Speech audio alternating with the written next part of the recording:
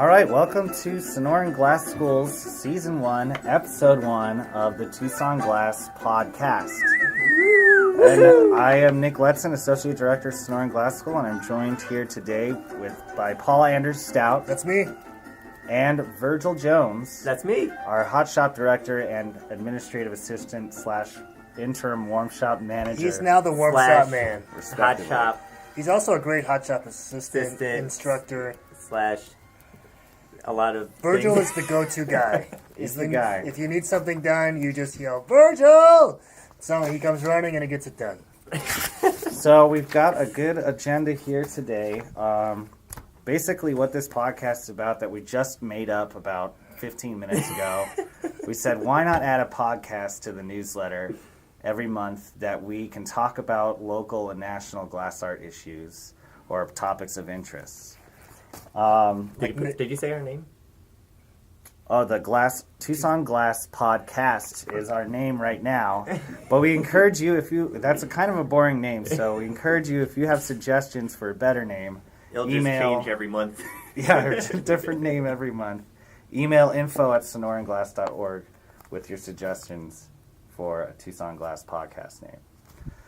Okay, well, let's just jump right into it. I don't know if you guys got this email today from the Glass Art Society. I've been waiting to hear this one. It's about the Murano conference that's coming up. Oh, is it this one that I have here? Sounds easy to get to. Oh, that's something else. Yeah, are you guys going or?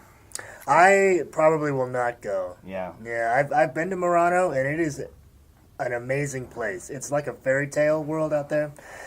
You ride boats. There's amazing artists. Murano itself is incredible. I cannot imagine a glass conference descending, a Glass Art Society conference. That many people there. Descending on that island and it being anything less than chaos. So if you love chaos and you love glass art, You'll love it. You'll love it there. I don't love chaos. Well, it's interesting that you bring up chaos because they are having quite a bit of problems, as you can imagine. I got this email today, and a lot of people did, a lot of GAS members. I haven't even seen this email, and I know there's problems. Yeah. So registration was supposed to open today, which is January 3rd when we're recording this. But now it's been moved to January 9th, a week away, because, as you can imagine, according to GAS, coordinating a project overseas can create certain challenges with languages and systems. So, the delay of the brochures happened, opening registration. Italy's adding value-added tax to all activities in Italy. This is totally common. If you've ever tried to do business in Europe, value-added tax is a real thing, and it's really expensive. Yeah, wow. I've shipped several pieces to Europe, and even as gifts, in order for the people to pick them up, they had to pay something like 40% value-added tax on this retail thing that I was giving away, but they still tax. So, what? Yeah, it's VAT. Look out. And so this has created a challenge for their normal registration process, and they've had to change the software that they're using to coordinate all this stuff. So, I understand they're unable to open registration. I can't really afford to go this year anyway, myself. But they apologize for the difficulties. But then the email goes on, actually with some really kind of interesting information about Murano and Venice. And they have these things called water taxis. Right, the Vaporetto.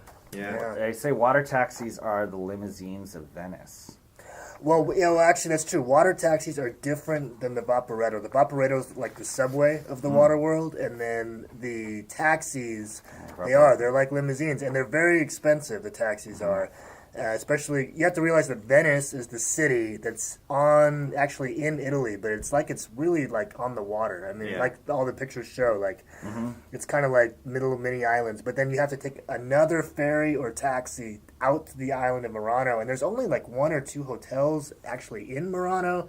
So I haven't actually read the information, but I'm assuming that everybody's staying in Venice and then commuting to Murano, and because there's no glass blowing in Venice. They were banned in Murano because they burned the city down. Or they're banned in Venice because they kept burning the city down. So exactly. they moved them to Murano. Right.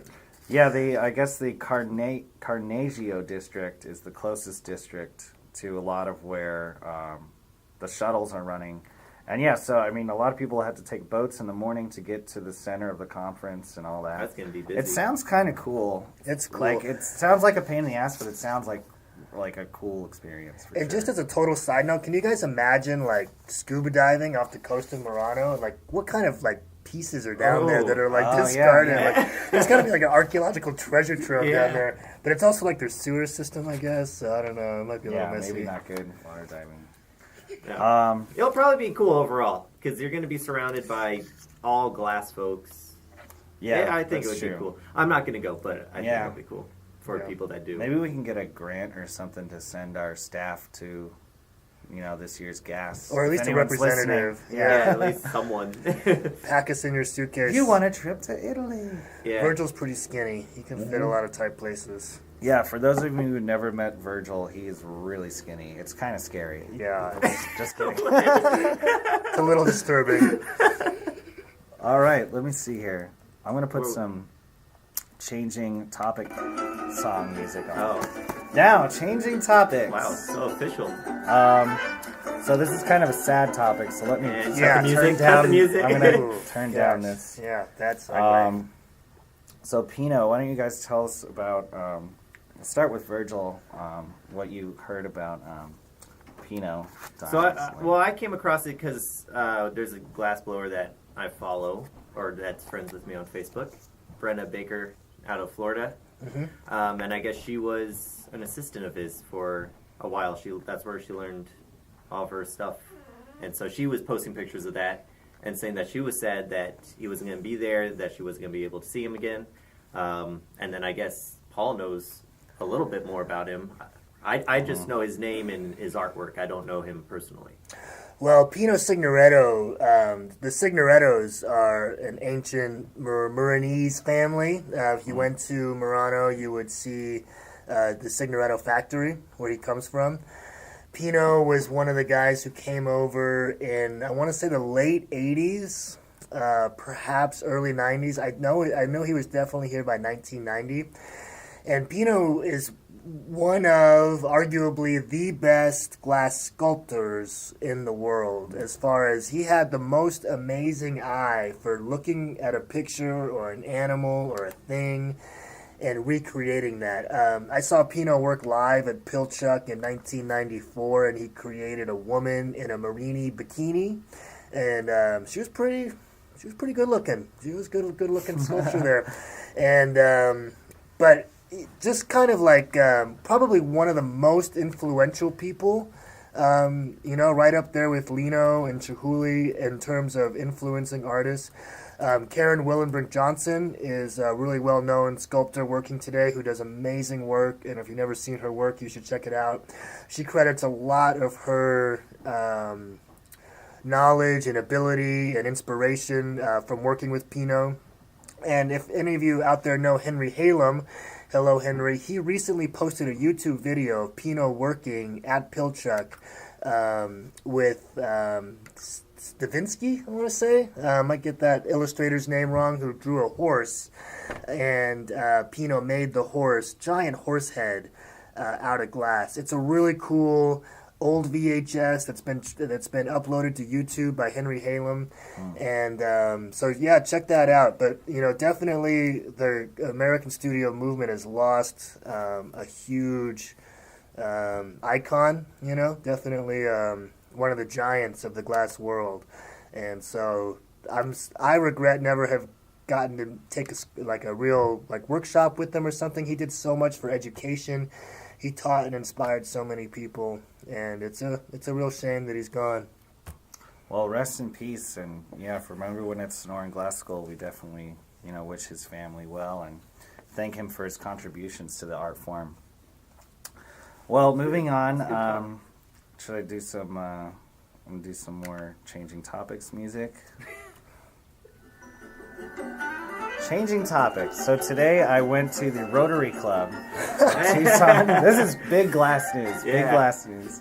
Our executive director, Lynn Davis, and I went to the Rotary Club to talk about Sonoran Glass School and to present all these people with a presentation. We presented a presentation, go figure. And we had videos and really huge photos and just headlines And because I hate those PowerPoints where they're just all bullet points. Yeah, Like, I just those like are boring. really engaging pictures and to just like talk freely. So we did that. It went really well. We talked about all of our studios and the differences between them, the hot shop, warm shop, flame shop. Showed pictures of pieces made in each studio. And I got one huge laugh. Which is I was always very Nick's excited. goal. Yeah. Yeah. Well, I mean, He's not really worried about being accurate as much as getting a laugh. Which is kind of me too, actually. and that was good. I mean, I actually, I hope he's not listening. I kind of made fun of David Pascal, who's our vice president of the SGS board. No, he liked it. He can take a joke. Well, he was there, so even if Yeah. he hears this again, he won't mind because he was a good sport about it. But I was talking about the Flame Off, our annual torch working competition, which we'll talk about a little bit more later on. But I was mentioning to this room of people that we also have volunteer opportunities during this event. And I said, like Mr. Pascal here, he always volunteers. He usually just sits at a table and gives people thumbs up, which is true. Not entirely inaccurate. I have a photo of him at every Flame Off just sitting there giving a thumbs up to the camera. Well, And everybody in the room just laughed, and other people were like, that's what he does at our events. Yeah. So thanks for being a good sport, Mr. Pascal, on that. So I was happy about that, and I think we definitely taught a lot of people about the school that I had never really heard about it before, so that was a good move. Should we bring up how nervous you were? I was very nervous. Couldn't People sleep at told me night? that they couldn't tell, but you don't really know if they're telling the truth. Now I'm getting nervous talking about this, so let's talk about something else. Let's talk about Wednesday nights. It's popping. Ooh, at yeah. Sonoran SGS. Glass School. We're cracking. Yeah, and tonight's a Wednesday night. Tonight's it's on, yeah. Tell us what's going on in the Well, studios right now. the Hot Shop, which is my domain, we have Wednesday, clearly Wednesdays. And so people come in and they work on their shapes, they practice what they've learned, but they only work in clear. And working in clear has a lot of advantages, as all the glass blowers out there know. You can really just focus on your forms and your shape and your technique and your timing, and not worry too much about getting too attached to your piece or your color patterning and whatnot. But in addition to that, that's been going on for a while. Ms. Heilman, Bronwyn Heilman, has moved Flame Shop Fridays to Wednesday nights. Doesn't have the same ring to it, but it creates a great energy in the shop because now we have flame workers in there working on their stuff, as well as the offhand furnace workers working on their stuff.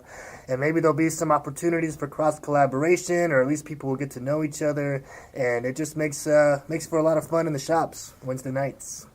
Yeah, and not only that, but members get a reduced rate, basically a reduced rental rate for the studios, and get to work with a lot of other people that are interested in glass art and becoming glass artists and just working in the medium as in general.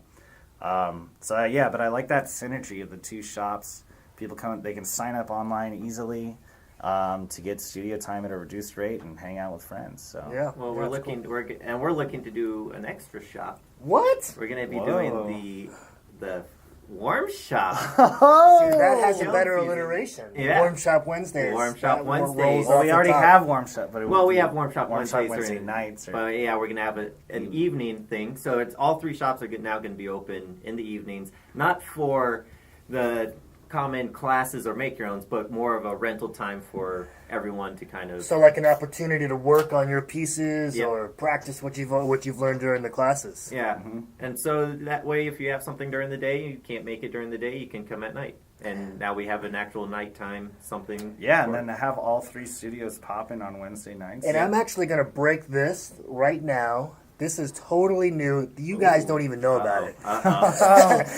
But I'm going to run it by you right now. We're thinking about having an additional hot shop, open studio type thing on Monday evenings as well. Yeah. Why not? Why Yeah. not? So look for that in the works in the coming weeks. And if you are interested in an additional hot shop night, or maybe you work Wednesday nights, shoot us an email so we know that you're interested.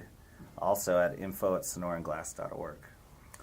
Okay, so we've got. Oh, this is a crazy time for Sonoran Glass School.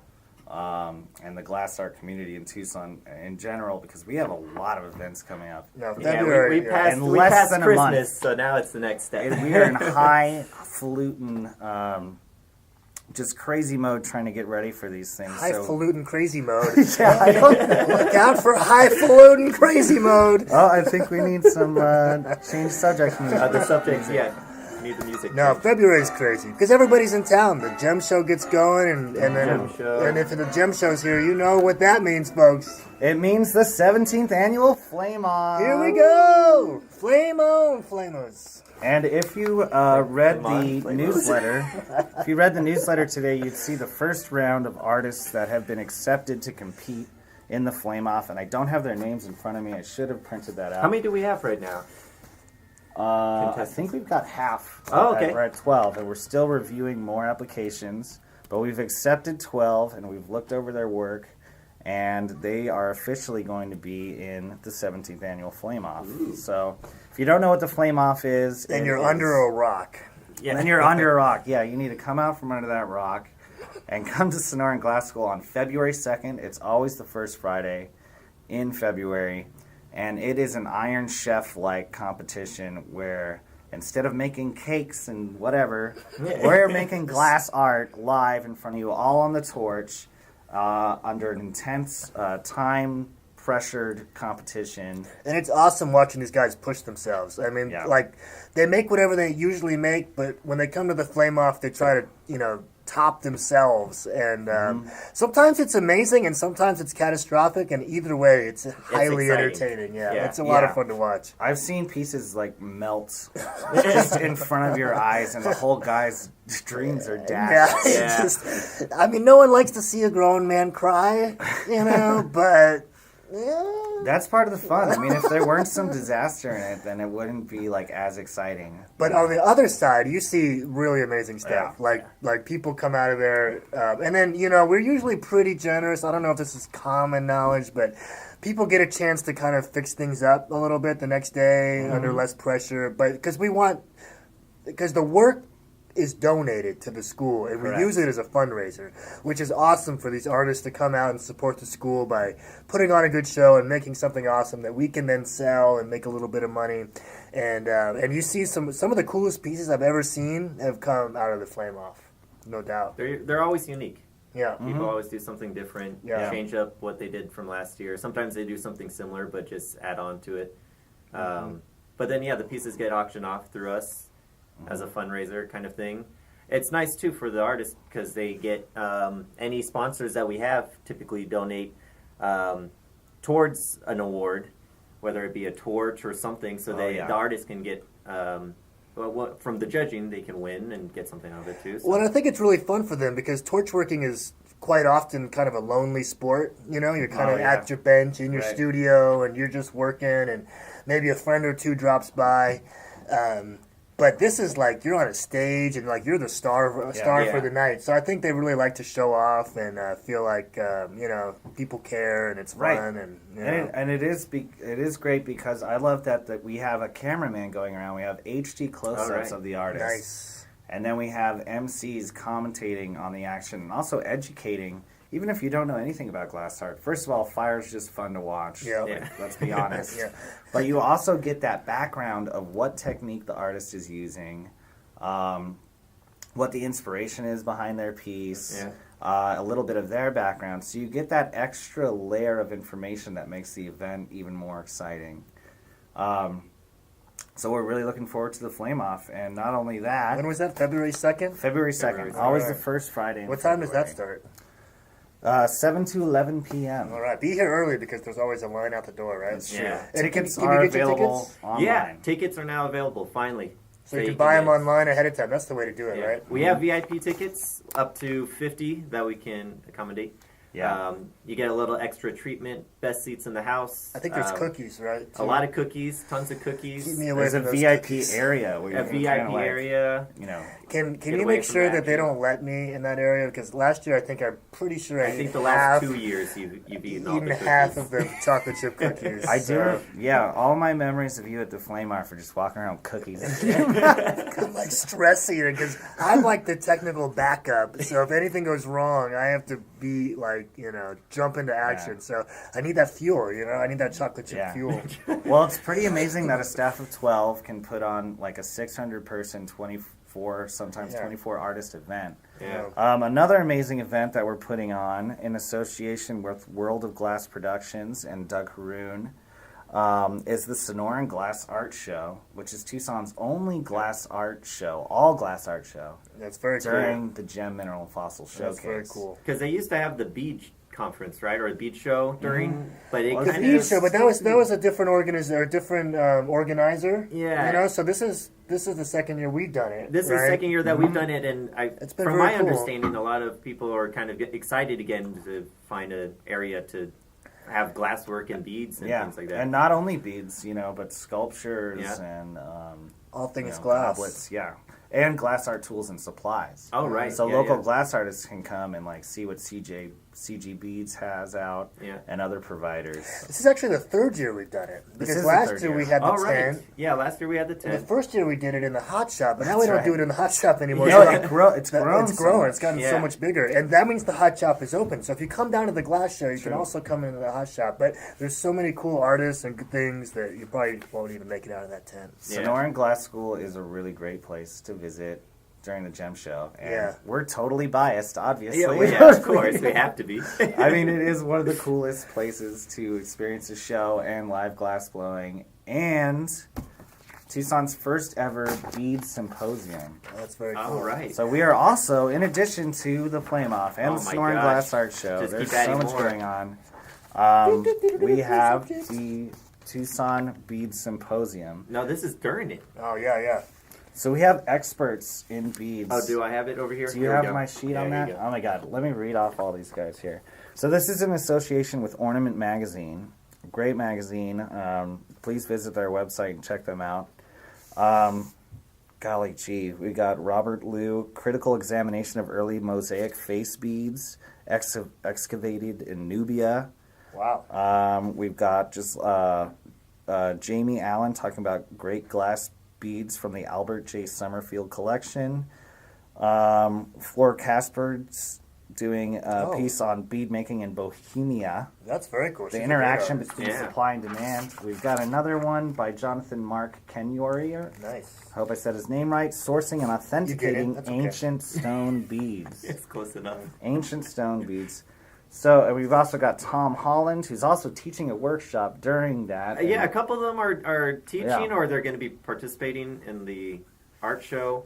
So they're going to be hanging out that weekend or week. Well, but that symposium is like one night only, right? One night only, yeah. When is Reception starts at 6:30 on January 31st, Wednesday. Okay, so that's starting it off.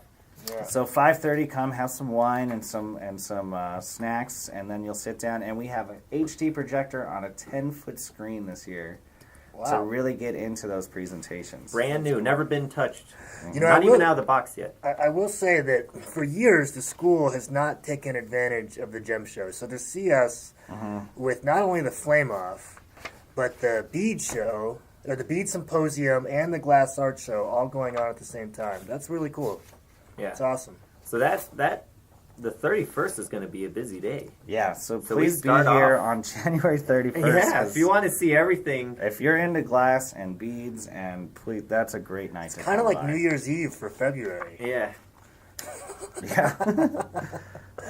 Sorry. And then we gotta let's do the wrap up We're not going music to have here. any fireworks, though. We're going to have fire. Gotta do some wrap up music here. We also need to give kudos to the secretary of our board, an amazing glass artist, Margaret ZINSER, for being the contributing editor of the Flow's 13th annual Gallery of Women in Glass. Wow, that's awesome. Yeah. So she's got a nice letter right on the front page, if you read that, celebrating the contributions of women to the glass arts.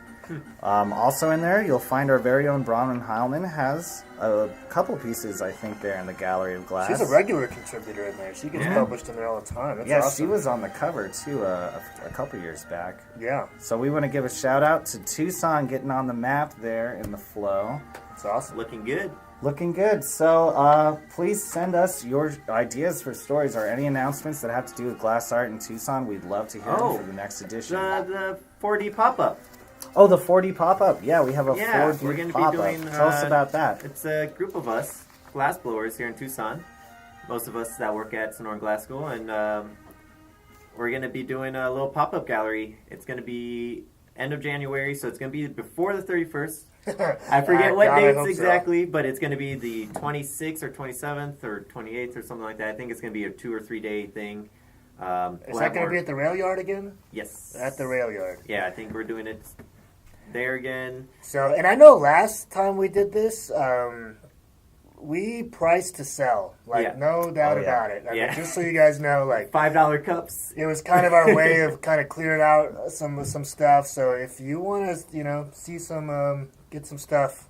No, I don't want to say cheap, not cheap, but unique. But unique and priced. well priced. I will say Well priced priced. to sell. Yeah. You will not be sorry. I went to the last one. I took home some stuff that I thought that I would never take home.